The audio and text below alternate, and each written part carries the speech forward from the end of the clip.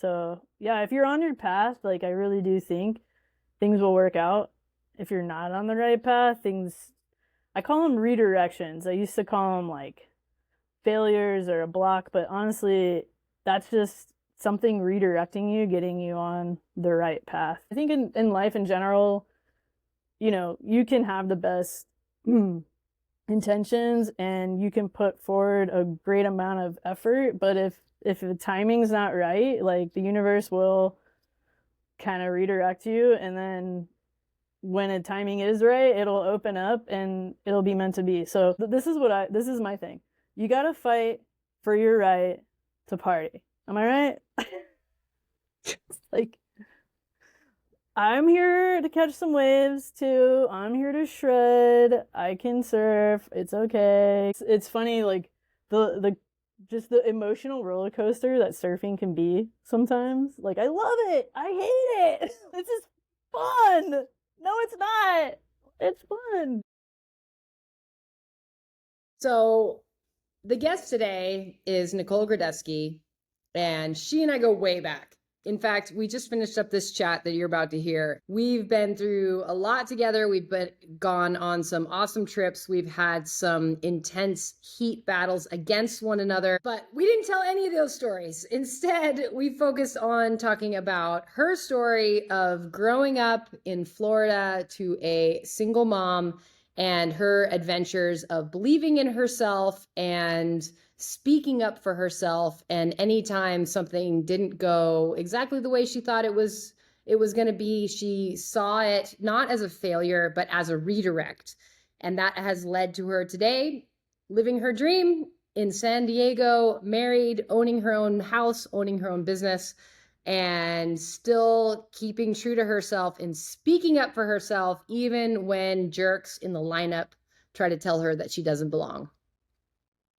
Yeah, I am super excited to chat with you because I know that you are super knowledgeable and very opinionated in the best way. And I have some really awesome memories of having some intense, in a good way, debates and discussions about all kinds of topics. And I'm excited to catch up after quite a few years of spending time together and also share with everybody else about who you are. Yeah, thanks for having me, Holly. When you launched this podcast, I was like, when is she gonna ask me to be on the podcast? Because I figured might be at the top of the list because of all the great conversations we've had over the years. Yeah, I mean, somebody said it once, and I think that it's now my new favorite way of putting it: spirited conversation. Nice. Because yeah, in the corporate world too, it's like people can get really intense about their beliefs, and we call it spirited conversation. And people in the corporate world, they enjoy having spirited conversations, and I think people are scared to speak up, but as you know, I never really have been. And for those listening that are afraid to speak up, like, honestly, you got to go where people want that. Some people want you to speak up, want you to speak your mind. Not everyone wants that, but those aren't your people. And so I think over the years for me, it's just been like finding my people. So yeah. Yeah, start at the beginning. Where are you from? How did you get into surfing, etc.? Yeah, so I always say that I'm from Florida because that's where I was born. I was born in Tampa, but my whole entire family's from Ohio, which is kind of funny. I don't know if you knew that. But yeah, so I'm like one of the only ones that was like raised in Florida. My dad lived in Gainesville for like 30 plus years. He had 10 acres out there. My parents were divorced, so I grew up with my mom. And my mom wanted me to be close to my dad, so we landed in St. Augustine, Florida, which was like an hour and a half away from Gainesville. So I got to see him, like in the summer. That was my summer camp, basically going to stay at my dad's house and riding horses and, messing around in the countryside. And then with my mom, it was, at the beach. Thank God we moved to the beach.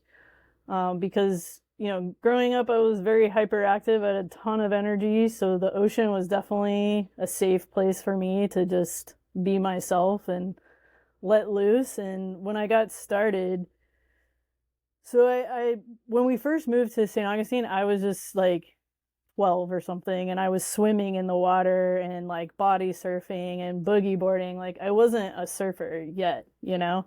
And I wanted to give a shout out to Josh Cabana. He's a local surfer guy from St. Augustine. He lived on my street, and I just remember like floating on the inside, and here he comes gliding past me on his surfboard, and it just looks so fun. I was mesmerized. I was like, oh my God, I want to do that. So eventually, I convinced my mom to let me get a surfboard. She, in the beginning, didn't want me to surf. She was like, that's for stoner potheads. Like, you're going to be an all-American, all-star athlete. You're going to go to college. And I was like, no, I want to surf. So, yeah, and the rest is history, I guess. Okay, well, so you got inspired. You like that looks like fun. You went against your mom's better wishes and you Yes. got into surfing. And like through high school, at what point? I know you were, I'm sure we'll get into it. You were a competitive surfer. We used to compete together and against each other. But how did you kind of progress as a surfer? Like was it right away, like all in, I want to be a pro surfer, or how did that happen? Yeah, I guess it was just like looking up to the local shredders in my hometown. There's a lot of really good surfers from St. Augustine, you know. Josh Cabana was one of them. He was sponsored. Then you have Gabe Kling, which most people, kind of know who he is. He's like the more famous one because he made the CT.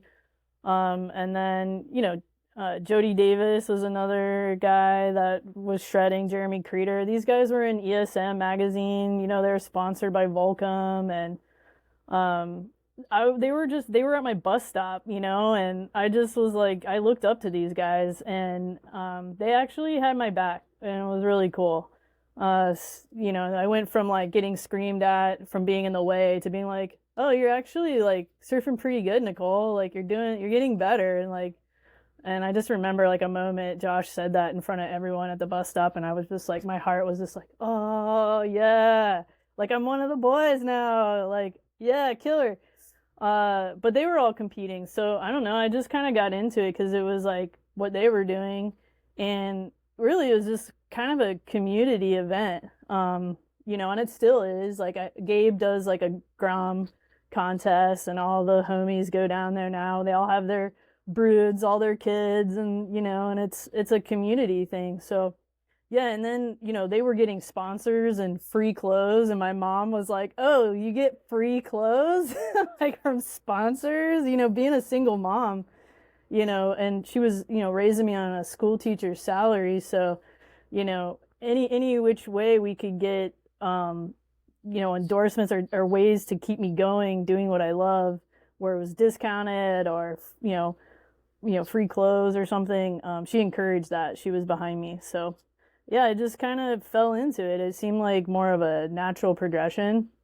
And honestly, I don't know, I liked the idea of competition just because, like, I played baseball. I was in, all-star baseball player and played fast pitch softball, was like starting freshman on the varsity team. And I was just like, competition, like, yeah, that's what people do. You're an athlete, you compete. And I lost my first contest, honestly.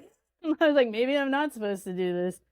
Yeah, so I don't know. Contests seemed like a vehicle to like get me to go places, like meet people, meet you, got me out to California, got me to France, got me to, places that I never thought that I would get to go because, I was raised by a single mom on a school teacher's salary, and there wasn't like a ton of opportunity for me. So I just thought I saw competition as opening up a door for me for opportunity. So that was kind of more why I got into it, I guess.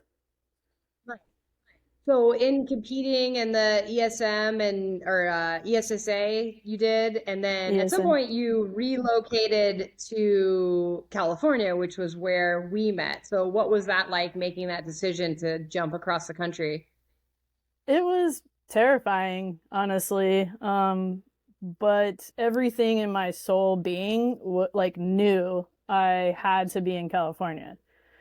And it was like when I first came to California to compete, it was trestles, NSSA nationals, and I just immediately was like, wow, the water's cold in June. That was sucked. I was first of all, that was like a rude awakening, but there were always waves, and I just loved the mountains, and I loved the sunsets and the colors, and the smells of the Pacific Ocean were different. Everything was different, and I just knew like I want to be here. Like this is where I want to be. So, I was super young then, and I was still in high school, and I was like 16, maybe 15, and I kept coming out and visiting. And then one of my friends from high school, Jaylee Driscoll, shout out, she had a cousin that moved to San Diego, and he opened up his house to me and let me stay there during summertime. And I would stay, I think it was my after I graduated high school, I spent an entire summer out here. My mom let me have her car. So it was just like driving around to all the different surf spots. It was great. I was like freedom, and it was like an amazing time. Hanging out with Jody Davis, hanging out with Gabe Kling, surfing trestles, getting shots from Fred Swagels, like doing the California thing. And then I went back to Florida, and everyone's like going to college, and I'm like, all right, my mom's like, you got to try college, and I was like, I really don't want to go. So I enrolled in college. Actually went to Daytona Beach Community College because they had a really good photography program. And there's another guy, household name, Ryan Miller, who also moved to Daytona Beach and went to DBCC with me. We were actually in the first like semester together. He stuck with photography, and I was just like, nah, this isn't for me. I don't want to stay here in Florida. I need to go to California. But that was hard because like, what was I gonna do in California? There were so many unanswered questions, like how am I gonna make money? Where am I gonna live? What does it mean to be a pro surfer? I don't even know what that means, but I packed up my 1991 Honda Civic, and I drove across the country, and I'm still here. 25 years later, I'm still freaking here, and this is my home now. I'm not leaving. I'm married. We have a house. I started my own business. Like, I don't know, California wanted me here, it drew me here, and it's kept me here. So, yeah. Yeah, you figured it out. Like I definitely have so much respect for you for making that jump, for just like not having the a ton of family support, maybe emotional support, moral support, but not having like a ton of financial support and or sponsorship support in those days, and just moving across the country and making it happen.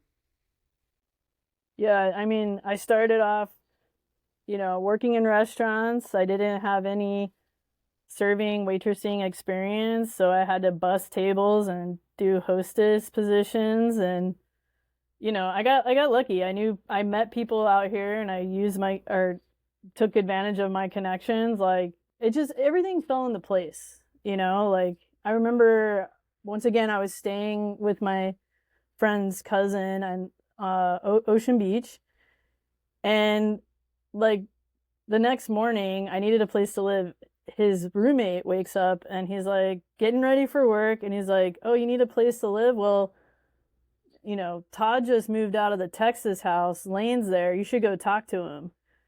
And I was like, okay. And I went up the street at a house that I used to party at back in the day, um, where I was always like, I could live here. This would be so cool to live here. And Lane Harrison, another really good surfer that is from Texas, who was competing, um, he was like, yeah, we need a roommate. You want to move in? And I was like, what's the rent? And he said, I think it was like $350 a month at the time. Like, that's so long ago for a house on the hill overlooking Ocean Beach.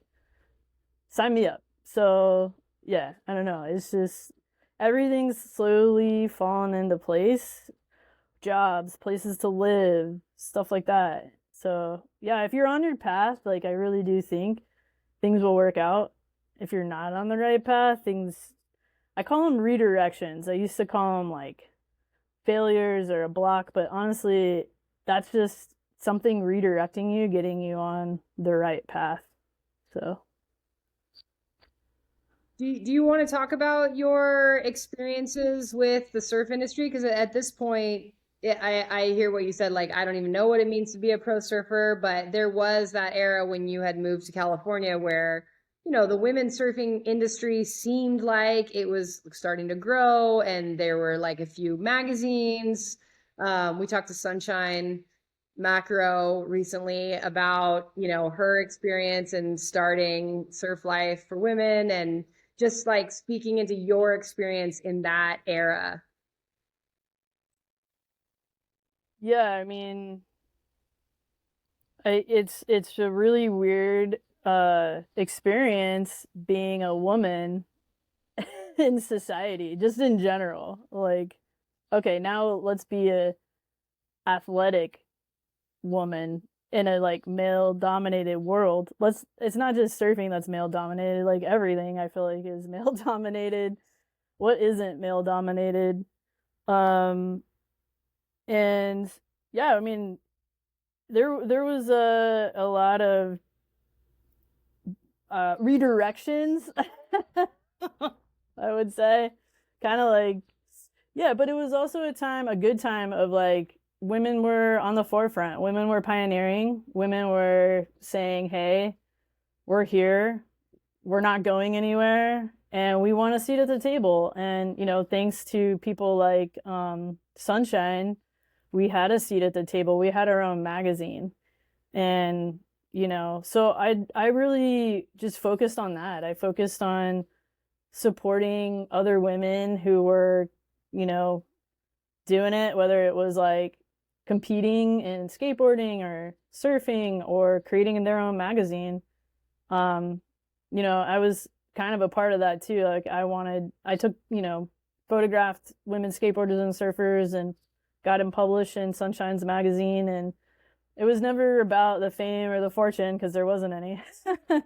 It was about encouraging other women because when you're like you see a photo or a video of another female surfer, you're like, if she can do it, I can do it. That was the kind of the sentiment, is like the role model. So I'm really grateful that Sunshine did what she did and she created that platform because I really do think that it set a solid foundation and springboard for the next generations. And yeah, what they've been able to achieve, I think, is amazing. And now they're my role models. I look up to them.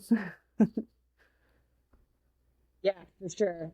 Yeah, it's amazing to see how far it has come now since it was when we were experiencing it. And yeah, I wonder if you feel it too, like there's that mixture of like so much stoke and respect for everything that the women have been able to get now, and like that little bit of like, man, I wish we had those opportunities. Yeah, so you're saying you ask yourself, what do you think I could have achieved if I was a man? A I man, but we're mean, like a woman, like a woman now. Yeah, I don't know. One thing I used to always say back in the day is like women could be better. Well, it was like this catch 22 of like, well, women would get more if they were better, and I would always say, well, women could be better if they could get more. You know what I mean? Like, if you don't have access to resources, how are you going to evolve? Um, so things have changed a lot, obviously, since we were doing it, since we were like doing the QS and NSSA. Nowadays, people have social media and they can promote themselves. Back then, it was like people would choose who they would promote. So I think the question is, how would it be different if social media existed when we were doing it? I feel like social media has a lot to do with it, right? But also we have like people like Mimi Knoop who fought for equal pay for the women skateboarders. Um, and then we have Jessie Miley Dyer who advocated for women to get equal pay on the CT. So I think it's just been a great perfect storm of evolution, and then also having social media to be able to bring up your own visibility, not relying on other people to bring up that visibility for you. And really be able to, as much as there's a lot of negative things about social media, it can be used in a positive way, especially if you're a public figure or a professional athlete. um but yeah, my wife and I were watching a documentary on the women's soccer team, US soccer team, advocating for equal pay. And I said, women skateboarding and surfing got equal pay before soccer. And she was like, no way. No way. I was like, yes way. Google it, search it, fact check me. And she's like, you're right. And I was like, I know, because we have really strong women that were like, no, we're not accepting this. Like we're putting our lives on the line. I mean, I mean, soccer, they're killing themselves to play at the highest level in the world. So are surfers, so are skateboarders. You could argue maybe it's a little more risky to be a pro surfer or pro skater. Um, as far as risk, like the life risk goes. But yeah, those women definitely broke down some major barriers that I think allowed women to have more access to resources to then evolve faster on the world stage. So yay to That them. is an interesting tidbit. I don't think I realized that. Why do you think it is? Why do you think that? Because you mentioned like, oh well, the surfers and skaters had powerful women, but I would think that the soccer players are also, badasses. So what do you think the difference was that allowed these more like extreme or fringe or whatever you want to call surfing and skateboarding compared to like a more mainstream sport like soccer? Why were we able to get equal pay first, do you think? Probably because uh I don't know the soccer league like union or whatever, but whoever made that up was probably pretty scary like to go up against them, because the US soccer team, I don't think that they went up against them and they still got shot down, and a lot of people's careers were ruined because of it, and it caused a lot of division within the women's soccer team. So I think that maybe because soccer was so established and so much bigger, and in the Olympics, and surfing wasn't in the Olympics, skating wasn't in the Olympics, and it was still kind of newer fringe. It's still kind of it is kind of seen as like a almost like a counterculture, anti-establishment, not even necessarily seen as a sport here in the United States. It's seen as like a lifestyle, something you do, not something that is a sport. So I think there's that aspect too. It's like it wasn't like a mainstream sport like soccer. Um so yeah, I that probably had a lot to do with it. That makes sense. So talking about, you sort of dabbled in the pro surfing thing, you got into photography. I remember you got some super sick photos of me when we were doing that surf line thing, which I always appreciated. And then eventually you were like, all right, I gotta do something else. So talk about that transition into what you do now, how that went for you. Yeah, so photography was always kind of like I guess a hobby, and I I used my or leveraged my access to, the athletes, um to do great stories, to tell their stories. I thought it was a great opportunity to get their stories out. Everyone, because everyone has a story. Look at you. You're interviewing all these great people, and interviewing people is fun, right? It's journalism in a way. Really, podcasting is journalism. People love to talk about their experiences and share their stories. So yeah, I love doing that. It would have been great if I got to do that full time and made that a career. But it just in a time again that there was a lot of shifts happening. Print was huge, and then it was dying because of digital, and it was like a weird transitional in between phase. And I was also in a weird transitional in between phase, I guess you could say, going from being like a young 19-year-old to a 20 something, like, okay, what's the next move?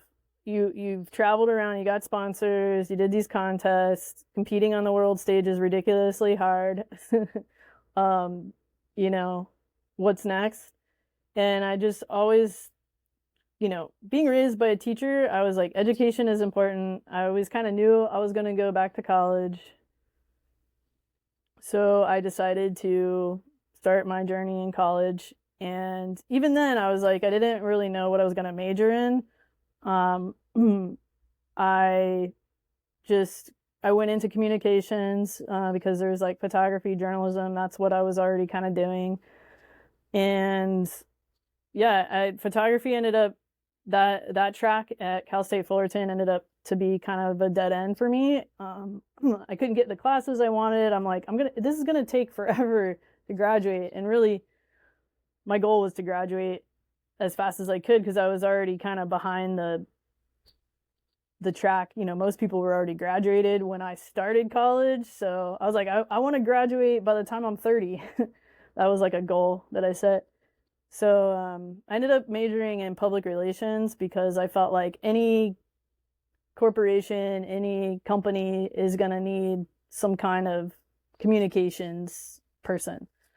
To me, I was seeing my degree as a stepping stone into, corporate America, or working and having a job that paid the bills other than waiting tables, because I knew I didn't want to wait tables my whole life. I didn't want to work in restaurants my entire life.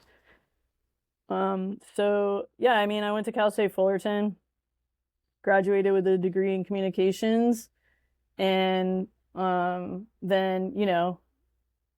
that was 2009. That was around the time that George W. Bush Jr., I don't know if he goes by Jr., but he was president, and Barack Obama just won, and the economy crashed. So there was like no jobs. There was like no entry level jobs. And so I continued, and I stayed waiting tables in Laguna Beach.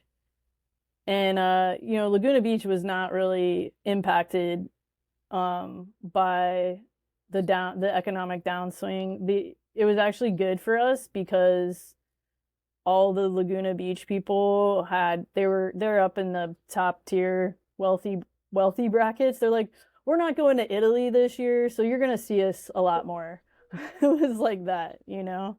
So they were coming into the local sushi bar, spending their money instead of going to like their month-long European like summer trip.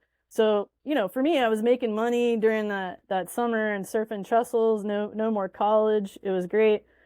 And I had a roommate, this guy Nicola from France. I don't know if you ever met Nicola, but he's great. Super funny guy. He came to the United States to see if he could get his MBA, and he needed a place to live, and I needed a roommate, so he moved in with me. He was my roommate, and he got denied to all the universities that he applied to because they wouldn't recognize his degrees from France. So he was pretty upset about that. But I had the idea. I was like, look, print is no longer. All these surf magazines, they're kind of like behind the times. This is before like the inertia. This is before like Surfer magazine really went full online. Surfline, I think they were doing some articles online a little bit. I was like, nothing really exists online for women in action sports. Let's create it. And Nicola said, no, I don't want to do that. So I was like, okay, fine. A couple months later, he gives me a call. You know that idea you had about creating an online publication for women in action sports. I want to do it. I was like, okay, let's do it. And so he taught himself how to build a website, and he built Dila magazine. He named it. I wasn't a fan of it, but he named it Dila magazine. We workshopped a couple names.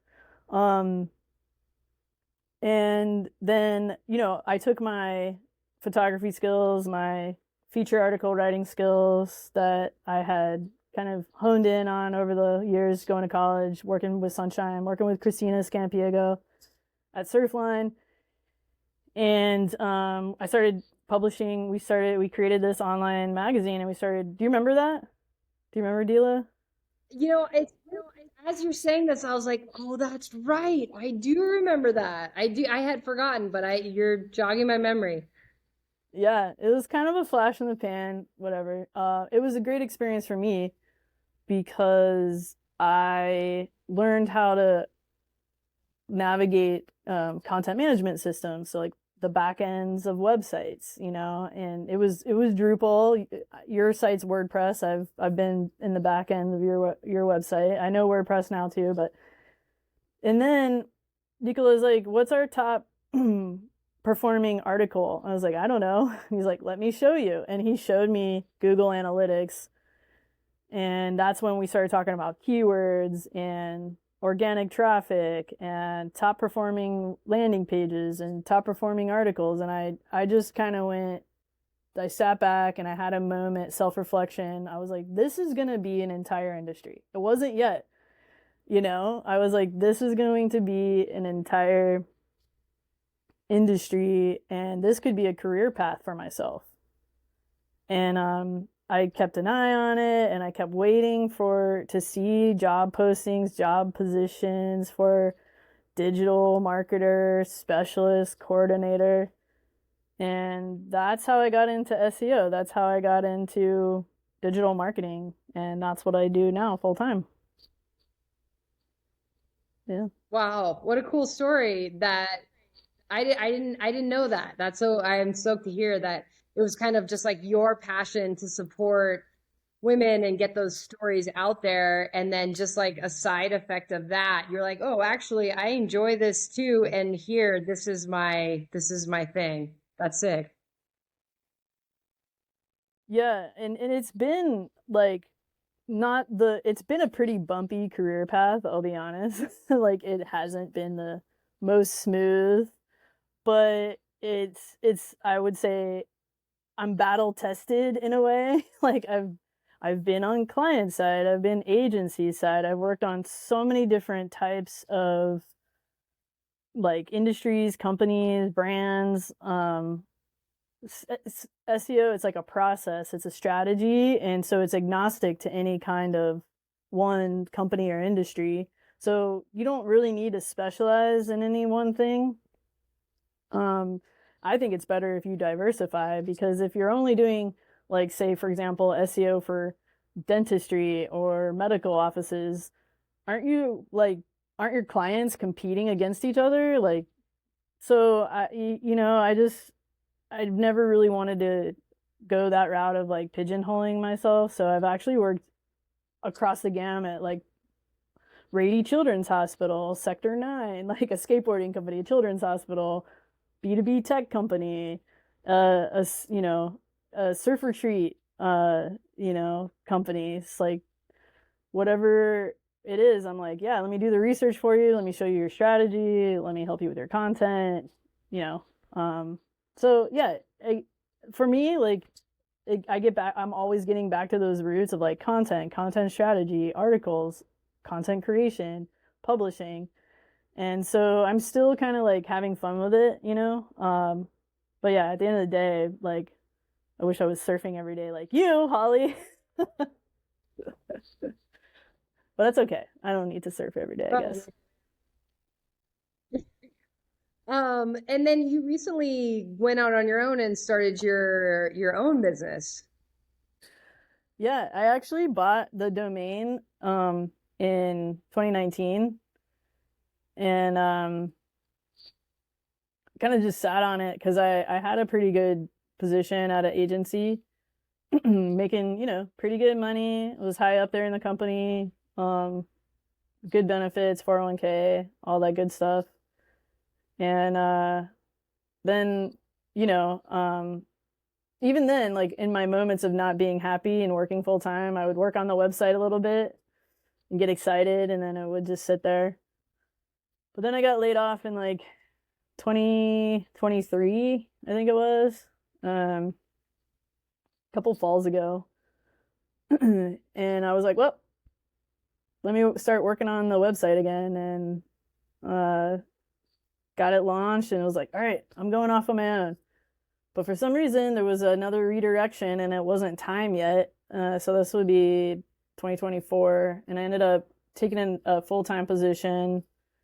And I think it was because at this other full-time position, I got to see a P&L for like my first time of like a SEO department. And that was always the missing piece. Like I was high up in my last company, but I never saw their P&L, or it was never really explained to me. And I feel like that piece, like we're surfers, where you got your MBA, so you went like a straight air, like just towards the target of like, well, if I'm going to do a business, I need an MBA, probably what you were thinking. I didn't have that thought process. I was just like, yeah, I'm gonna start a business. Everyone starts a business. Like people start businesses without MBAs all the time. Anyways, yeah, so it didn't work out the first year, and then that other full-time position also ended, and then I relaunched my site or my business this year, and things have been going well. So I'm just kind of riding this one out. I think in life in general, you can have the best intentions and you can put forward a great amount of effort, but if the timing's not right, like the universe will kind of redirect you, and then when a timing is right, it'll open up and it'll be meant to be. So one thing that I know about life is just to kind of trust the process and roll with it, because things can change at any moment. So yeah, That's now I'm doing awesome. it I'm full stoked time. for you.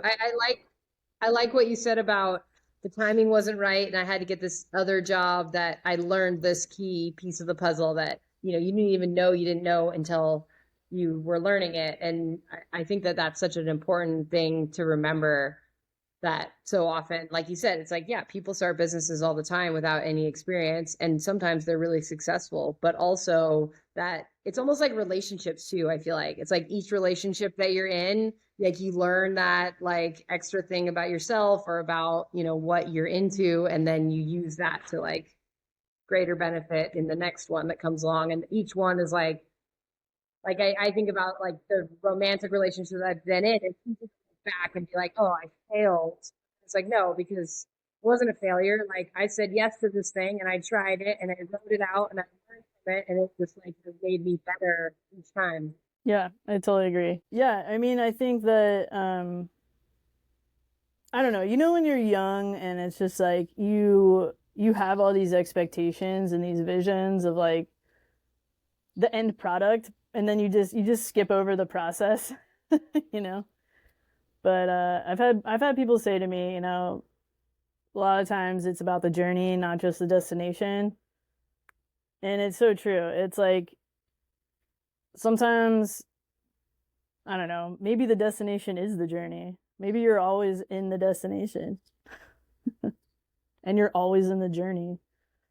But yeah, it is kind of crazy telling my story to you and like looking back, because, you know, 46-year-old Nicole Grodesky, if I were to be talking to 19-year-old Nicole Grodesky, that was like driving across country, with all these unknowns. And I was like, hey, you're going to be married, you're going to own your own business, and you're going to live and own your own house in San Diego.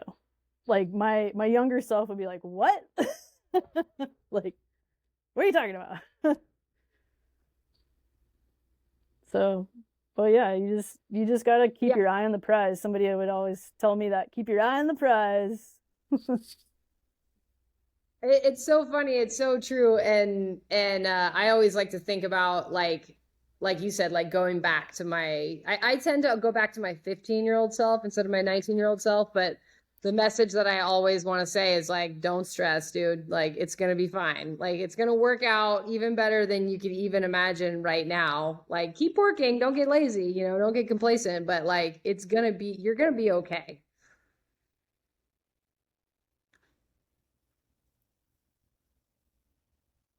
Yes, you're gonna be okay. Even when you're not okay, it's temporary.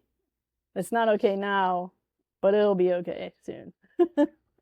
I want to talk Gotcha. Okay. about surfing in San Diego, and we don't have to name it because we'll at least be cool like that. But like there's this one spot in San Diego that I know that I surfed for a few years and will probably never surf again, in all honesty. But that is a spot Yeah, that you go to sometimes. And what is it? Do you want to talk about that experience and what you think about sure. it? Yeah, it's kind of funny. I've been surfing there, with Lane, since 1998, but I also haven't lived in San Diego, South San Diego this entire time. I lived in San Clemente for 10 years, as you know, and I bounced around a bit in North County. A lot of it was just going where the job opportunities were. Well, I moved to San Clemente to be closer to like the surfing scene and getting shots at trestles and the competitions and stuff. um, but yeah, I mean, I've been surfing there a long time, and there's guys there that think that they own the place, and they're like, they look at me and they haven't seen me before, and they're like, "Don't you know the rules?" Like they get mad if I drift into the lineup. I do sit off on the shoulder. Sometimes maybe I get in an area I'm not supposed to be in, but the way they handle themselves is so mean and so rude, and I just don't put up with it. And I will say this, like it's okay to regulate, Mind your manners, be respectful, but don't take any shit from like people that are just disrespectful. But yeah, I remember this one guy, he's like, "Don't you know the rules out here?" And I was like, "Yeah, I've been surfing here for over 20 years." He's like, "Oh, I've never seen you before." And I'm like, "Oh, did you just move here like 6 years ago?" And some guy kind of laughed. He was like,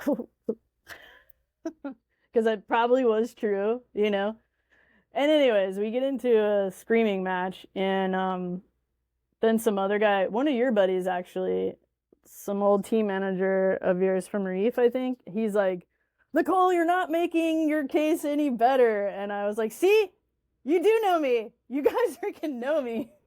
And as soon as he like called me out and was like trying to tell me to shut up, everyone shut up. Because like one old school dude knew me, and I was like, "All right, now see legitimacy," even though he's mad and yelling at me. But honestly, it was like, this is my thing. You gotta fight for your right to party. Am I right? Like, I'm here to catch some waves too. I'm here to shred. I can surf. It's okay. Guys, calm down. But yeah, they just get so protective over their spot, which in a way, it's good because it does keep a lot of like kooks away. But yeah, I don't know. I'm just kind of like, I've had to tell them, "Hey, get used to it. I'm not going anywhere. I'm gonna keep surfing out here. You guys can scream at me, and I'm gonna scream back." So my strategy is really just continue to be the asshole that they are, and them just to give up after a while, hopefully. Like leave her alone. So that's Yeah, my it's strategy. an interesting conversation. And like just for people listening, like this spot is in San Diego, and one of the things that makes it unique is that there's this like giant free parking lot, and the parking lot is right in front of the wave. And so like a Yeah, lot of spots, it's it's like you not kind a of have to secret, like walk down a trail. right? It's not a secret. It's like very much like in the open, easy access. Like the parking lot, you like walk across the sand and you jump in the water. And actually, some spots even like it's like, oh, well, if it's working, it's like a gnarly paddle out, and you might, if you can't make it out the back, you're not gonna make it out there. But like this spot has a jetty, and there's like this super easy, like lazy river that you just like jump into the water, and like the current just like pulls you like without having to duck dive, without having to paddle, pulls you Yeah. right into like this deep takeoff spot. So I think like Yeah. what you're saying, like when I first started surfing there, I could kind of relate to like, oh, well, yeah, it's a good thing that these guys are so aggressive, because otherwise like this spot would be overrun, because it is a really good wave and it is a really tiny takeoff. Like there's not a lot of space out there. And if you get people out there that don't really know what they're doing, or even they do know what they're doing, you can be really a tight little spot where like you're trying to take off on like a steep and deep wave, and then there's like people duck diving and in the way. Like I can put myself in these guys' shoes and go, okay, I understand like the whole like scarcity mentality, and like, we gotta like band together and keep other people out. Like I get it. But then I also have, spent the last whatever 15 years like in Central America, and like preaching this thing to women about like you belong, and like, you know, you're allowed to go out and surf, and you're allowed to take waves, and you don't have to be perfect in order to deserve an opportunity to catch a set wave. And at first when I started surfing that wave, because full disclosure, I started dating one of the guys that like was one of the dogs in the pack of dogs barking at the outsiders. And so I kind of got a Yeah. pass to surf there. And at first I was like having this like nostalgia experience of like I grew up in a super localized place in Palos Verdes, and like I remember what it was like to be, like what you were saying when you learned to surf in Florida, and like the boys finally like accepted you, and you're like, I'm one of the boys. Like I remember the feeling when I was young too of wanting to be one of the boys. So I start surfing this wave that very few women surf for all of these reasons, because it is like a kind of a challenging wave, and it's a really annoying, aggressive crowd. And thinking like, this is cool. Like I can be the girl out here with these boys. And like, this feels like when I was 20. But then pretty soon I was like, this is so dumb. Like, why? These guys are assholes. Like, what makes them able to decide who gets to surf and who doesn't get to surf? And maybe partly it was because I was doing all the right things. I was a good surfer. I was there as the girlfriend of like one of the other guys. I was out there kissing ass, and telling the guys that they rip, and minding my Yeah. own business, and showing respect, and waiting my turn. And when the good one came, I was making it. And even with doing all of that, I still wasn't like getting an equal turn of the lineup. Like I was still relegated to like a little bit on the shoulder or a little bit inside. And it eventually got to the point where I was like, this is so stupid. Yeah. It's annoying. I still go there and sit on the shoulder, and it sucks because you're watching them have a session a lot of the times. But it's okay. It's a really good left, and a lot of times I'm like, if I just get a couple, like one good wave, you can get like three really good hacks in. So, sometimes I'm just there to get my one wave quota, like one turn quota, and I exceed that quota. But there's so many good spots in San Diego. Yeah, you don't have to go there all the time. That's why they don't see me all the time, because I like to move around, keep it fresh. So. Yeah, it's definitely, and that's one of the spots. I mean, there's probably like three spots like that. There's one at Sunset Cliffs called New Break that's pretty localized. I won't go there. I'm just like, you guys can have it. I don't care. And then the other OB Jetty gets pretty intense too. I don't go to the rights. I'm like the localized rights. I'm like, okay, fine, but the localized left because it's so good. It's my front side. I'm like, I'll put up with them. I'll bump elbows with them. They told me one time when I was younger, one guy was like, "Shouldn't you be at home in the kitchen?" They're like knuckle dragger cavemen dudes. Like, get out of here. I'm like, do you talk to your wife like that? Do you talk to your daughter like that? Like, I feel like they've gotten a little softer over And the the answer years is after the whole. yes. Yeah, yeah. Yeah, that was funny at your wedding. Like a lot of them were there and had never like had been in a social setting with them, and they immediately recognized me. And I was like, you're actually one of the nicer ones to me. And his like wife or girlfriend, her head like snapped back around and was like, he's an asshole. Like, oh my God. I was like, well, he was nice to me. I think the guys that were like friends with Lane, they were always nicer to me. Do you think that that behavior will go on forever? Because it seems like, when we were young, when we were in our 20s, there were a lot more spots that were like that. And now you go to, like, you talk about San Diego, and maybe in like La Jolla, there's some other, the other spots that are kind of still holding on to that. But there's fewer and fewer.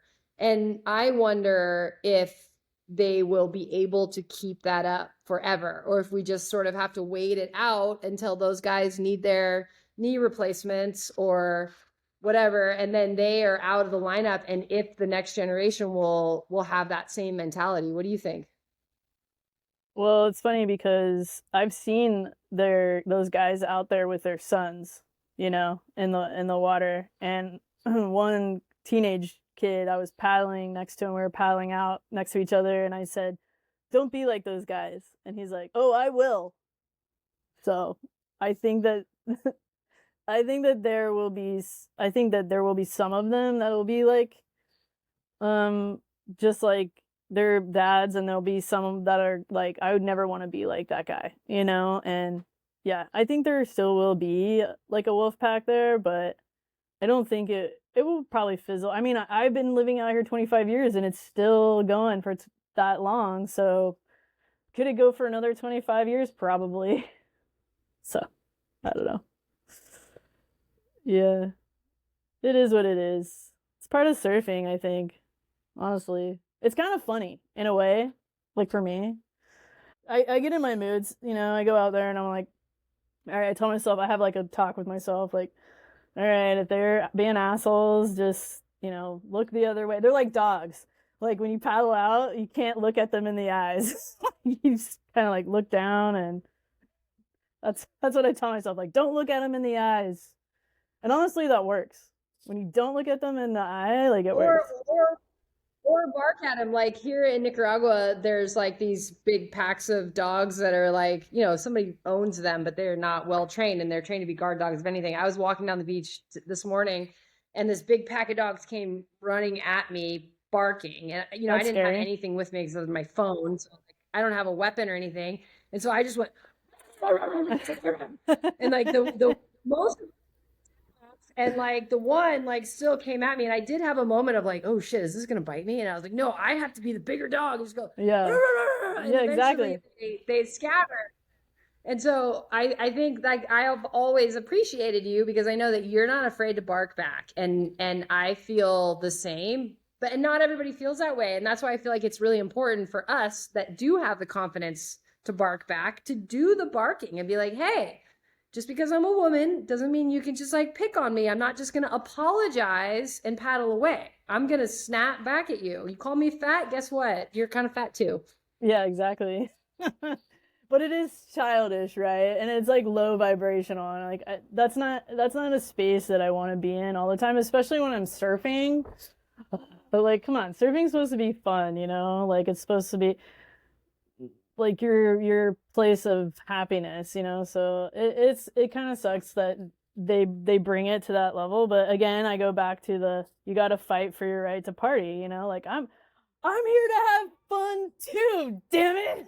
Like I want to have fun too. Ah, I'm having fun, so much fun. Yeah, that's how surfing feels sometimes. It's like crazy, right? It's like, yeah, like the other day, I was already kind of feeling low energy, and I went down the cliffs, and my first wave was sick. Like I got such a good one, and I was like, sweet, this session's starting off great. Paddle back out, and then I got into like this rotation of no matter where I sat, no matter which wave I caught, I was either out of position, missed the wave, then I took a set on the head, and it just that happened like for an hour straight. And like if you ever have those sessions, you just want to cry. Like you just feel so defeated. You're like, I suck. This isn't fun anymore. I hate surfing. I hate myself.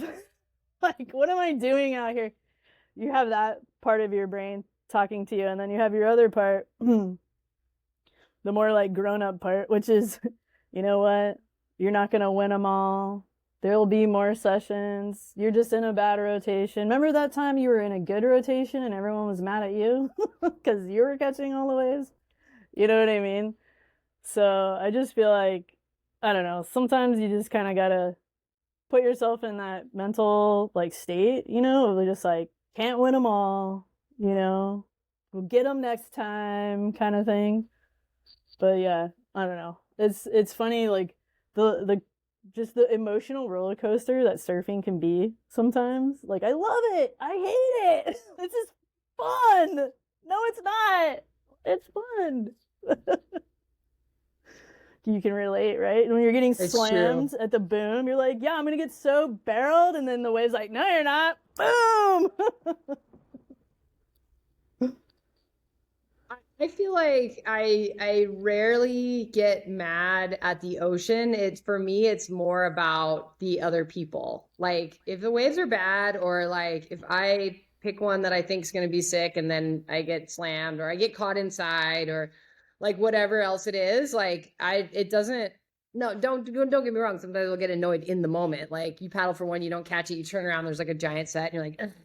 But like for me, it's just really all about the people and like it's surfing brings out the emotion, but it's like not surfing's fault. It's like the people that you're sharing it with. And so like you said, like that day that like you can't get a wave, like if it was just me out there and I couldn't get a wave, fine. But if I'm out there and I can't get a wave and I see this other guy catching a million waves, then it's like now I'm mad, Or if like I'm paddle for the wave and don't get it and it's somebody else like dives and I get caught inside. So I'm mad at them because they made it and me that's not. It's like all the comparison. I feel like what you described for me just adds insult to injury. You know what I mean? Like I'm already upset that I'm not performing, that I'm not catching waves, and then I see somebody else do it and you're like, "Well, F you, man." Like, like how come you get to get that good wave? I should have had it. You know what I mean? Like, I don't know. It's like insult to injury, but that doesn't bother me as much as like me just being like, you made the wrong decision. You paddled for that stupid wave. Now you're stuck in a set, and like you did this 3 times now, Nicole. Like, why don't you just sit further outside? Where they are all sitting. No, I want a shoulder. I want just a little cute one. I don't want to be on the outside. I don't know. Right on. Well, thank you so much for sharing your story and your wisdoms. I really like some of the things you said about just waiting for the right time and considering things that might be called like a failure or just like not the right time, but like reframing it as a redirect. And then also speaking up. I think it's really important. And like those things can be applied to your work life and then also obviously to surfing. So I think they're good lessons. Yeah, thanks for having me.